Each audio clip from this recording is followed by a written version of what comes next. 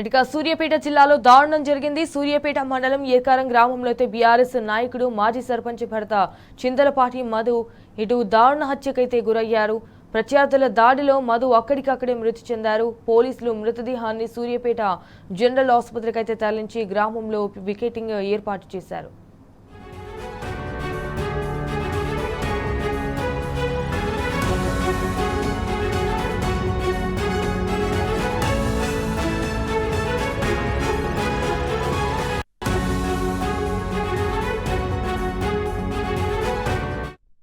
గతంలో ఇదే గ్రామంలో ఇటు రాజకీయ హత్య జరగడం అనేది స్థానికంగా తీవ్ర కలకలం రేపుతోంది. నిందితులను త్వరగా పట్టుకోవాలని బీఆర్ఎస్ నేతలు కార్యకర్తలు డిమాండ్ చేస్తున్నారు. పోలీసులు పికెటింగ్ ఏర్పాటు చేస్తున్నప్పటికీ గ్రామంలో ఇంకా ఉద్రిక్తత కొనసాగుతోంది.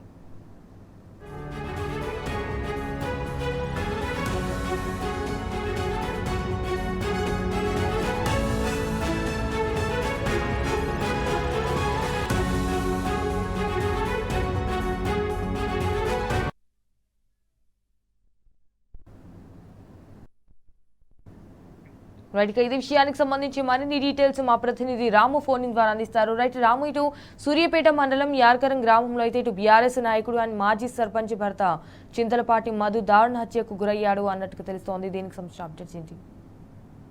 సంజన, మరొకసారి యార్కర గ్రామంలో రాజకీయ కక్షలు పగుమన్నాయి. గతంలో కూడా ఇదే గ్రామంలో నలుగురు నాయకుడిని చేశారు. 1980 నుంచి కూడా ఇదే రకంగా ఈ గ్రామంలో రాజకీయంగా ప్రత్యర్థుల చేతిలో నాయకులు హతమవుతూ ఉన్నారు. అటు కాంగ్రెస్ పార్టీ సంబంధించి ఇటు టీడీపీ పార్టీ సంబంధించి కూడా గతంలో చాలా మద్దతులు జరిగాయి. ఈ రోజు వేకోజామున బీఆర్ఎస్ పార్టీ నాయకుల ఇళ్లపైన అతనితోటి కాంగ్రెస్ పార్టీ నాయకులు ఒక్కసారిగా దాడి చేసి బీఆర్ఎస్ పార్టీ మాజీ సర్పంచ్ భర్త చింతలపాటి మధును అతి దారుణంగా నరికి చంపడం జరిగింది. దీంతో ఒక్కసారిగా గ్రామంలో భయాందోళన నెలకొన్నాయి. ఒక్కసారిగా గ్రామంతో కూడా ఉరికిపోయింది. ఈ నేపథ్యంలోనే పోలీసులు అక్కడ చేరుకుని గ్రామాన్నంతా కూడా పికెటింగ్ నిర్వహిస్తూ ఇళ్ల ముందు కూడా కాపగాస్తా ఉన్నారు. ఇక నిందితుల్ని పట్టుకునేందుకు ప్రత్యేక బృందాలను ఏర్పాటు చేసినట్టుగా సూర్యాపేట ఎస్పీ తెలుపుతున్నప్పటికీ కూడా గ్రామంలో అయితే భయాందోళన ఇంకా కొనసాగుతా ఉన్నాయి. గతంలో కూడా ఇదే రకంగా మండలు జరుగుతూ ఉంటే గ్రామం పైన ప్రత్యేక దృష్టి సారించి నాయకులకు కార్యకర్తలకు కౌన్సిలింగ్ నిర్వహించి ఆ గ్రామంలో ప్రత్యేక దృష్టి సారించాలన్నటువంటి పోలీసులు కొంత నిర్లక్ష్యంగా ఉండడంతో ఈ రోజు బీఆర్ఎస్ పార్టీ కార్యకర్త ప్రాణాలు పోయాయి. ఈ రోజు బీఆర్ఎస్ పార్టీ కార్యకర్తల పైన దాడులు జరుగుతూ ఉన్నాయి. పదే పదే గ్రామంలో రాజకీయ కక్షలు చెలరేగి ఈ విధంగా ప్రాణాలు పోతా ఉంటే ప్రభుత్వం ఏం చేస్తా ఉంది, పోలీసులు ఏం చేస్తున్నారంటే కూడా సర్వత్ర కూడా విమర్శలు వ్యక్తమవుతున్నాయి. ఈ రోజు వేకోజామున ఒక్కసారిగా మారణహితాలతో బీఆర్ఎస్ పార్టీ నాయకుల ఇళ్లపైన దాడులు చేస్తూ బీఆర్ఎస్ పార్టీ మాజీ సర్పంచ్ వల్ల చింతలపాటి మధును అతి దారుణంగా హత్య చేయడం కలకలం జరిగింది. ఒక్కసారిగా కూడా భయాందోళన నెలకొన్నాయి. సూర్యాపేటకు 4-5 కిలోమీటర్ల దూరంలో ఉన్నటువంటి ఈ గ్రామంలోనే పరిస్థితి ఈ విధంగా ఉంటాయి. మారుమూల గ్రామంలో పరిస్థితి ఏ విధంగా ఉందో మనం అర్థం చేసుకోవచ్చు.